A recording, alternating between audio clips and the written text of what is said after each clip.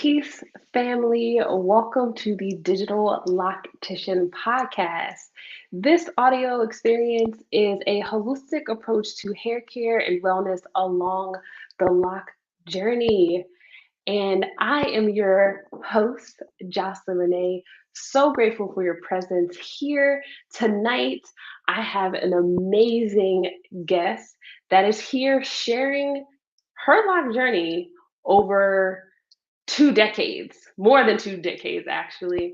If you're a part of the digital loctician community, you've already got a sneak peek into how she has been able to cultivate her locks over 28 years and keep her locks healthy and long. But we're going to hear all of the tips, all of the tricks, and all the ups and downs that has been happening over this live journey tonight. I do want to let you all know that, of course, the podcast is sponsored by Crown Elements, which is a hair care line specifically formulated for locks. So if you're looking for hair care, make sure you head over to crownelements.com. All right, and without further ado, I would like to bring our guest on with us tonight. Cherie, welcome to the podcast. Thank you so much. Hello, family. So grateful for you being here. You may have seen Cherie in the chat, in the comments with you all, because she's been part of the community for a while, and she always holds us down. So Cherie, if you could share where you're located and what's been your favorite part of the lock journey so far? I am currently in Chicago, Illinois, and my favorite part of the journey has been, I guess I would say, educating people about the truth about locks. Because when I got my locks, it was still, I'm originally from New York City, and that's where I first locked my hair. And it was still kind of a new thing. You didn't see it as much as you see it now. I mean, some people still say, you don't see it a lot, but you compared to what I saw back then, I see a lot more. And so some questions that people ask or comments people make over the years, and this is mostly Black people, Right, stuff right. like, oh, well, if you want to do something different, don't you have to cut your hair? And oh, you can't really do anything else with your hair. So I guess my favorite part has just been educating people and say, yes, I can do all kinds of things with my hair. And I let them know. And every time I say this to somebody, they're like, oh, that actually makes a lot of sense. I say to them, kind of explain what locks are. It's, intertwined shed hair that has just kind of reworked itself over the time. Right, And right. just think of it as thicker strands of hair. So whatever style you can do, I can do. It'll just look different. That's fair enough. I mean, informing people about the misinformation or the myths, dispelling the myths that come along the journey is it can be a fun part, and it can also be, in my experience, a little bit annoying because I've had people kind of touch my hair and also just get really dig their heels in with their beliefs about locks. I want to know first, though, what was the year that you started your lock journey? Let's give some context to this. In New York, in what year? 1995 around the summertime. And I'm going to tell you the story of how I finally decided, because I had been thinking about it for a little while. And actually in 93, I started them, but I was a professional dancer and I was still in college at the time. And I was a dance major. And one of my girlfriends, who's a fellow dancer, she was also in the dance program with me at City College. She wanted to choreograph this piece to Earth, Wind, and Fire's Let's Groove. And the idea was that we were going to be in all Black unitards with this 70s bell-bottom look on the sleeves and the legs. And she wanted us to wear these fake ponytails. And that was part of the choreography, flipping our hair back and forth and carrying on. So I had been natural at that time for about 3 years. So, and I had started growing my hair out. So it was probably about natural about this long when I would do my 2-strand twist. And so I started locking it. And she was like, oh, Cherie, I wanted you to be in my dance. And I was like, fine, I'll take them out. Because the true love is dance. Okay, so Yes. yeah, it And had to take it and out. Yeah. so I didn't put them in right away because I actually started thinking, well, will that limit the work that I can get? How is Mm. that going to affect my career? So I went back and forth debating over for the next 2 years. And then I was part of this amazing, wonderful experience called Dance Africa. It originally started in Brooklyn, New York. And then as it grew, the director and creator of it, Chuck Davis, started taking it around the country. And what he would do is he would take it to different cities. He would usually bring 2 or 3 companies from New York. But then whatever city he was in, he would find companies in that city and have them be part of the show as well. And it was all about the African American experience through dance Mm-hmm. and anything that Mm. came from the motherland. So which is basically everything. Truly, that So part. this was the wonderful celebration. It's usually like a weekend, is, all kinds of dance, jazz, ballet, modern, African, Brazilian, Cuban. There was stepping in one show that I was in when we came to Chicago. So it incorporated all kinds of dance. And the very first one I was in 95, I was in Brooklyn at BAM, Brooklyn Academy of Music.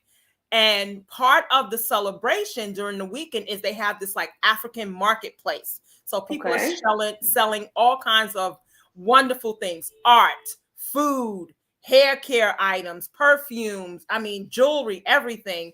And when I went to walk through the marketplace, Jocelyn, family, let me tell you, I saw Locs galore.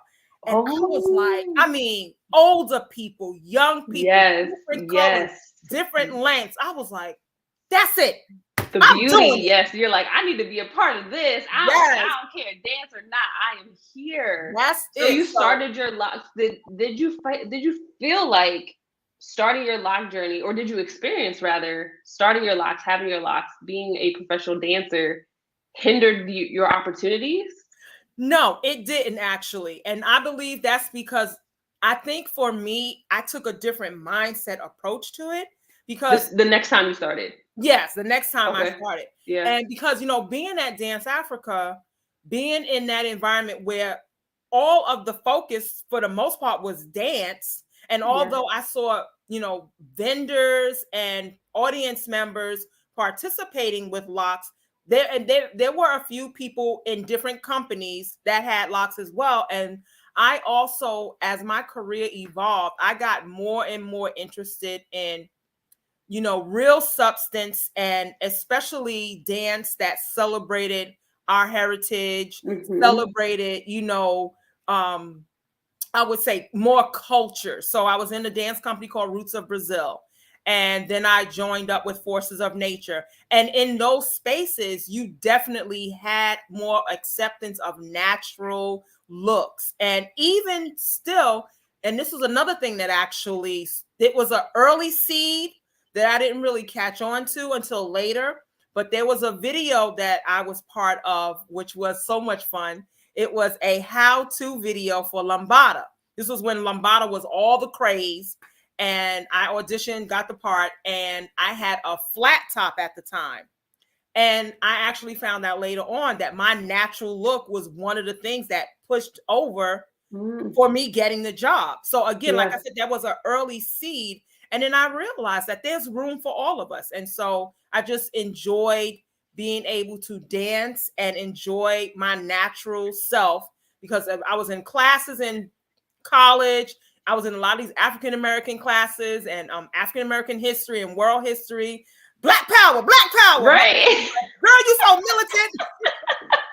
But you know what's amazing about that? I remember hearing when I first started my lock journey, I was at a Black women's empowerment event, and they one of the most profound quotes, like I carry this with me throughout my lock journey. She said, "Your hair protects you from places you're not meant to be." And so what it Mm. sounds like is you started your locks with this new mindset, and instead of feeling like boxed in or limited within the dance world, because we know that it has a very strong influence on in other areas of the demographic, shall we say. Yes. You were able to find your people or find the communities within the dance world to support you embracing your natural self. Yes. And I feel like that's so important, just within dance or with any part of the journey, like allowing your decision to carry you through where you are accepted and where you are celebrated. Yes. So I have to ask you, Cherie, having your locks since 95, right? You've seen the ups and downs. You've seen the natural hair movement go to straight hair, relaxed hair, probably some Jerry curls in there, to getting natural, to now the faux locks and now instant locks. Like, y'all can see her face. What makes you want to continue cultivating your locks? Like, what keeps you in the journey? I honestly love my hair. I mean, I really can do so much with it. You know, I got it curled right now. Oh, we didn't pick a water word tonight. I just realized. Oh, Cherie don't play about her water word, okay?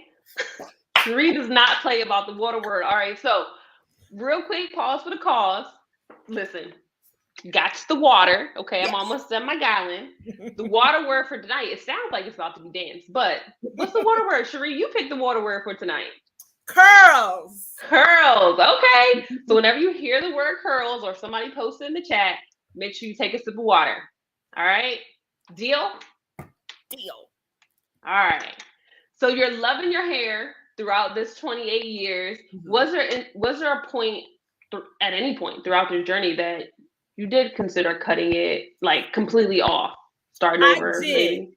It happened once when I would say when the natural hair community sort of grew and started posting videos on YouTube showing all of these really cool hairstyles. That was probably the only time I considered cutting it so I could be a loose natural and do those styles. And then I had to remind myself, wait a minute, you can do those too. Again, it may look different, but you can do that with your hair. So, and that was the only time. And, you know, staying in the community, even though like I have my opinions about these faux locks. I don't like them. I don't think, and the Insta locks, because to me, it's like one of the things about the community that I have experienced and I encourage people to embrace is what it does for you emotionally when you're going through all of the stages of locking your hair. Because one of the things I tell people all the time is African Americans for centuries, generations here in this country, have not had to take care of our natural hair. So we're just learning how. That's why everything doesn't work for everybody. You got to do trial and error, practice. You know, we know sometimes you'll have one texture here, over here, another one over curl here. pattern over here. Exactly. Yeah. And so we're just learning, because every time I run into people, and this is usually older people, well, I can't go natural because, and then they come up with all of these different reasons. And I'm like, no, you can't go natural or return to natural, as I heard one sister say, because your mind is convinced that you can, and you don't want to learn, because anything, even if your hair is relaxed, anything worth doing and doing well is going to take time. You have to invest in the products, the right products. You have to use trial and error. You have to, as you always say, cultivate it. So natural hair is no different. So for me, when I see all of these, like right now, you know, we see this trend. I remember you even had a video on about how it's showing up in beauty shows now. And on one hand, it's kind of nice that we're seeing it in the mainstream or people embracing it as a style. But to me, it's more than just a style. And that's why I've got a problem with some of that, because I feel like having locks is not just about having a style. It's about expressing who you are, celebrating who God made you to be. And that is what I have always felt about locks. And I just that's why I stay in it, so that as many people who want to know more about it, what I can teach them and share from my experience and then learn from them. Because as most people in the community know, I've been doing this for 28 years. And when I found Jocelyn, I was soaking it up like there was no tomorrow. I was like, real quick, I got to tell this quick story. I want to tell everybody how I found Jocelyn. I wanted to color my hair. I was thinking about getting this colored wax. So I was looking at all these different videos saying how wonderful it was. Oh, it's great. It's great. It's great. It's great. It's great. Then I saw Jocelyn's video, okay, where she does a microscopic examination of what happens to your hair when you put that color wax in there. And I was like, okay, sister girl, no for me. And after that, I was binging. That day, I probably watched like 10 of her videos. I appreciate stories like that, because it reminds me that it's okay to show up as my authentic self, because I'm super nerdy and technical, and I had to make that video because nobody was listening to me when I was just saying, don't put the wax in the hair, and they're just like, why? It's so beautiful, it shows. I'm just like, but it's inside of your locks. It's, for me, I agree with you. Locks are more than just hair. I really and truly believe the journey is a reflection, and it's an inward reflection expressed outwardly. So if you're thinking about the color wax, you are suffocating your hair in the name of what? So thank you, Cherie. I wanted to get back to your story though, because you're talking about not really desiring people to enter the journey from like a faux lock or instant lock standpoint because of the beauty of locks. I wanted to ask you, what is your thoughts of, or what was your experience growing up? Before you had locks, were you taught how to care for your hair? Were locks positioned in your life as something that is beautiful and something that you can wear? Like, what was your experience with locks before you locked your hair? Nope, not at all. We definitely were your typical African-American family, Saturday afternoons, got that comb on the stove, hot stove, frying that hair back with all that grease. And holding your ear and stuff. So don't burn, so you don't get burnt and flinching. And then we relaxed our hair, and I stayed relaxed for a long time. My younger sister, she did everything under the sun to her hair. Every time something came out, I was like, girl, your hair gonna fall out. Because she wasn't letting it rest or anything. And sure enough, it did. All up in here, all of this fell out. Anyway, she's grown it back now, but she's my sister's straight up, I love her to death, but she's straight up ghetto fabulous. So she just does all the things, all the commercial things. And so locks weren't something that was a part of any part of my journey. And I remember when I first started talking about it, my mother was like, oh, that's what them Rastafarians wear, right? Yeah. Oh, and then especially back in 95. Yeah. And of course, all the myths of they don't wash their hair, this only reefer heads have locks and all this other stuff. So my whole journey was all about what I started researching and looking up myself. And I'm sure it wasn't much at that time. Like, how did you go about hair care initially? Like, how does hair care look different then versus now?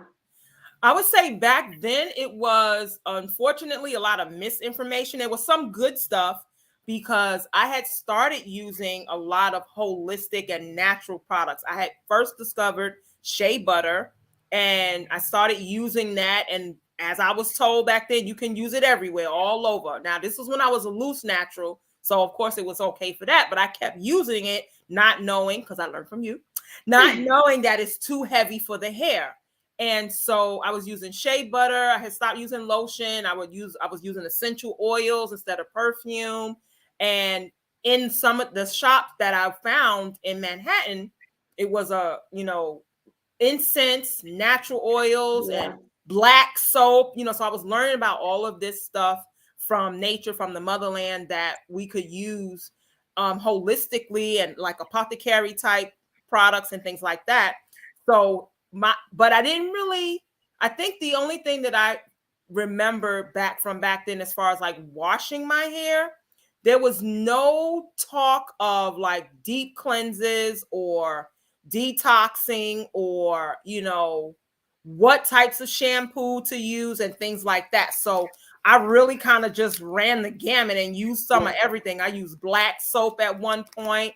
I was using Dr. Barnes Castile. I was gonna say that Castle soup. I know that was in there. Yep, that was in there, and I used that for years. And then I'm a mute. I was using my own body wash, Jocelyn. What? Don't tell nobody. Oh my goodness! But I could believe that. I was just in Target the other day, and I remember when Target it was literally called the ethnic hair aisle, ethnic hair care. Yes. I just went in the other day and I was looking like, where is the signage? This is ethnic hair care. Like now it's just a part of the store. Like it's like it's always been there. There's no delineation between this hair stuff versus that hair stuff. And it's like, wow, I feel like I've grown through a transition of the integration of hair care for Black hair specifically now being mainstream. Because once upon a time, it was just a little teeny section in the store. So that's amazing. And you still have your locks to this day, 28 years. Like, what does the length look like for you these days? It is down to my tailbone. Right now it's curly, so it's, like right about here. But it goes all the way down here. So how many bottles of shampoo are you using per wash day? Oh gosh, I probably when I was using the what's the other one you had before Just Clean? Oh, I forgot. The Influence? Yes, Influence. I would probably go through a bottle, maybe two washes, maybe 3. Wow. Maybe I could stretch it to 3 because I definitely dilute it. Because that definitely helps with all of this length, but I want to make sure it's clean. So, but yeah. So it's a lot of product. Yes. What does drying look like for you? Drying your hair? Is it air drying mostly? No. I found Jocelyn in the fall of 2021. No more air drying for me. No, I got me a bonnet dryer that attaches to a handheld dryer, and I sit under there for at least an hour, and that's how I got these beautiful curls. So drink. That one took an hour. Oh yeah, curls is the word. I actually no. You know what? Last night I sat for an hour and a half. I did. I sat for an hour and a half because I wanted them, and they're really nice and tight at the bottom. What did you use to curl your hair? I used the flexi rods. So I want to try, I believe they are called pin curl rods. Pin curls. I want to use those because I want the fluffy, the real bouncy ones. Yeah. I said curls again. Listen, we're gonna be running off the show in a minute. So it takes you a lot of product to maintain them. You keep them trimmed around your tailbone length. Yes. What are some of your go-to styles? Oh, one of my absolute favorites is 3 large braids. I have 1 in the front and 2 in the back, and it's so simple. And it keeps, because a lot of the times when I'm moving and grooving, and if my hair is out, which honestly I hardly ever wear my hair out now because it just gets in the way, kind of sort of. Yeah, it does. Gets caught behind your backpack, caught in your jacket, caught in your armpits. And exactly. Have you had your hair caught in the door? Yes. Yes. You sit on it. Exactly. You lay down. You lay down, and then you got to adjust the pillow. Oh wait, you rolling over it. Move this over, throw it over there. And so 3 large braids. That's my favorite. And then one of the other ones another go-to is the Nubian twist knot bob, which is where you do the 2-strand twist and knot it at the bottom. So then it's about this length. And it's so funny. A lot of the times when I wear my hair like that, if somebody is kind of new in my world, they're like, "Oh, Cherie, you cut your hair." I'm like, "No, I didn't." No, it's the versatility, the switch up for me. Yep. So those are my 2 favorite, and then I'll do smaller braids sometimes, 2-strand twists, but those are my favorites because I try my best, and I believe I learned this from you too, to not put too much tension on it. So when I do my braids, that's like the the 3 braids because I braid it very loosely. So, but what it does for me is it keeps the roots from marrying too much, so that when it's time to retwist, I'm not back there like, oh, okay, be careful, okay, splitting them all up. Yeah. Would you say that your the hair that you have at the roots, would you say that it grows with your lock or like away from your lock? Away. Yeah. Away from your lock. Mm-hmm. So you find that you still 28 years in. Yes. What does frizz look like for you? Frizz is, well, for me, one, I embrace it. I don't have no problem with the frizz. And I would say, like, when I retwist my hair, I typically will use the locking gel, Divine Hold. And I would say probably by a week later, it's frizzy at the roots. But what's nice is the lock itself is still pretty tight. And close together. And I remember this one experience. I was in a wedding. I was a bridesmaid, and there was another bridesmaid. She had locks as well. My locks at that time were probably a little below my shoulder, and hers were a bit shorter. And I remember the seamstress that was working on our dresses made this comment about, oh, would you girls have, why don't you guys trim that fuzziness? And we both looked at each other and looked at her and was like, I like the frizz. And my friend said, yeah, me too. And that shut her up real quick.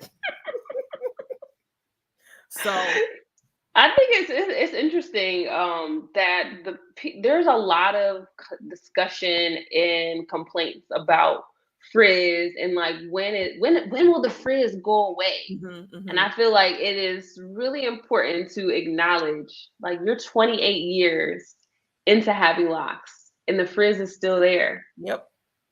And it's still part of the journey, because it's still cultivating. Like the hair that's at the root they're starter locks. They are brand new. Right. The hair that's at the ends is the older hair. So you're always going to have that frizz. Exactly. It's always going to be. Yeah. Were you afraid though when you first cut your hair, when you first got your first trim? Like what was that? What was that? What year could you think of when you were? Let me tell you. I know the exact date. January 13th, 1990. What? I was in college. And 1990? 1990. Yeah, you started in 95. No, I started my locks in 95. I thought you meant when I first trimmed my hair from the relaxer. Oh, no. Oh, well, yeah. The relaxer, that was 1990. That's when you went natural. Yes. Oh, wow. Yes. I went to the salon. My mother didn't believe I was going to do it. I came back and she was like, oh my gosh, you cut all your hair off. I was like, yep, I told you. And I was like, I'm tired of the creamy crack. What made you get tired of that creamy crack? Like, what pushed you over that edge? It was, I was in this amazing African-American studies class. And then I took the next semester, I took this African studies class. And I was always someone who was interested in our culture and other cultures. And that was mainly because of dance. Because when you're dancing to all of these different types of music. And I was always an inquisitive child. Like I remember the Encyclopedia Britannica people came. Remember they used to come around. I don't know how many of y'all remember this, but they used to come around to the house and try and sell it.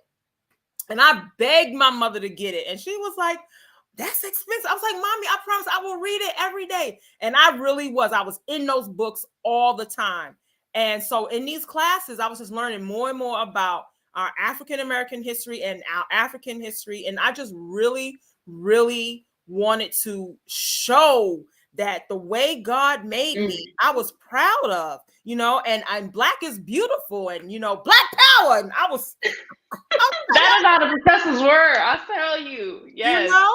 And so that's what made me want to get away from that so-called Eurocentric aesthetic of beauty. It's like this right here. Is it beautiful? It's gorgeous. Okay. Truly. You see that? Look at that melanin. Look at that. And that's what it was. It was about, celebrating who I was naturally. So in 90, I cut it. It was in, I don't know if you guys remember when Judy Holly Robinson Pete was Judy Hoffs on 21 Jump Street. And I think it was either season 2 or 3. She came back, got rid of the weave, and had this really cute short haircut where it was kind of like up in the front. It wasn't a flat top. It was sloped. So it went up like this, and then it sloped to the back, and it was short on the sides. And I cut my hair like that at first. Okay. Then my son's father started cutting it and became a flat top. But that was very flattering on me too. Everybody said it was. And so that's what started. And then as I started growing it out and I was playing around, I was, doing different styles and learning more and more about my hair and me. And after that journey, like I said, then I started thinking about getting locks. And as I shared with you guys earlier, 93 was the first attempt. And in 95, I finally made that decision. And you've been locking ever since? Ever since. That is so beautiful. Do you have any intentions on cutting it completely off? No intentions. I used to say I'll never cut my locks, but now I say I doubt it very highly because you never know. But I like I said, because of all that I know I can do with it, and I'm still learning, I don't think so. I don't think I'll ever cut my hair. I doubt it very highly. I love that. So you keep it trimmed. At what length do you trim it, and do you keep the locks that you trim? Yes and no. I used to not keep them, but my husband is an artist, and he started keeping them and using them in his artwork. So, wow. And then somebody else mentioned something about that. Oh, I think about like selling them or donating them and stuff like that. But I think when I first started trimming it, because I typically keep it between like the small of my back and my tailbone, because I find that length gives me the ability to style it in a variety of styles and still have a length that's desirable. And so I probably do it every 3 or 4 years. I think the very first time I trimmed my hair, I probably cut off about like 6 inches of it. Wow. Mm-hmm. Just did that scare you? Did it hurt? No, it didn't. It didn't. What was that first trim like? What did that feel like? It felt like, it felt like I lightened it a little bit because I never felt like my hair was heavy. People have made that comment to me a lot of the time. They're like, "Oh, is it heavy?" And I'm like, "No, I don't know where they get that from." But my hair's never felt heavy. The only time it feels heavy is when it's wet. But I did feel like I could swing it more. And then the other thing, it felt really good because I felt like, unfortunately, because of the beeswax, I had a lot of lint in my ends. And so that's what I think also made it feel lighter is I got rid of that, like I don't know if saturated is the right word, but that clogged, there you go, that clogged hair at the bottom. Yeah. Beeswax will definitely do that for sure. Oh yeah, trap it in there. Yeah. Terrible. Do you because it's so long and you keep it long and you wear it even plaited, it's still relatively long. What's the defense with lint? Do you experience lint? Do you get it? Like yes. Okay. I got that double-sided brush from you. So as a matter of fact, yesterday when I washed my hair, I always make sure I brush when I do my moisturizing days and when I wash. So yesterday I was going through and I still find lint. So I definitely bonneted up every night because again, I learned that from Jocelyn. I wasn't doing that consistently before. I would bonnet my hair. You would sleep with the hair just out? Sometimes, yes, it was. Whoa. Out all over the bed. Oh my goodness. I've been rolled over, twisted my neck. No. Yeah, so I bonded it up every night. I try my best to, and that's one of the other reasons why I honestly like to keep it styled is because I find that attracts less lint. When it's loose and it's out, it's like lint, come to me. It's like coming. Yes, it is. Yeah. I don't know what it is. You're so right about that. Mm-hmm. Well, I'm glad to hear that. I'm not alone wearing it down and then having lint. I'm just like, what is happening? Yes, and I did the thing after I saw your video with the sneezing. I told my husband, I said, yeah, I'm allergic to lint now, just like Jocelyn. Like, Oh gosh, what's that? I get it. It's making me itch. I gotta get out of here. I'm truly allergic to lint. Oh my goodness. Yeah. Lint. Okay, so lint still happens, all right? Yes. Even when your locks are long, even when you're using holistic products, which it sounds like you've been using the entire journey to help keep your hair healthy. No, before you go, the entire journey. Not the entire journey? No. Oh yeah, because you did say you was using pink lotion and body wash and body wash. The body wash. Shea butter. Terrible and shea butter. But I've been using Crown Elements exclusively since fall of 2021. Oh, I appreciate you, Cherie. I want to ask you before you go, if you could share advice to any women that are maybe newly natural or have been natural for years, and they're thinking about starting their locks, but they're afraid of what people may say to them about, the negative connotations of locks. Like, what advice would you give to those women? I would say really think about what was your first instinct to wanting them and focus on that. Because in this world, you're going to always have somebody that's going to have some negative opinion about what you do, your choices that you make. And you have to be convicted in yourself that I'm doing this for me, and this is the reason why. What is your why?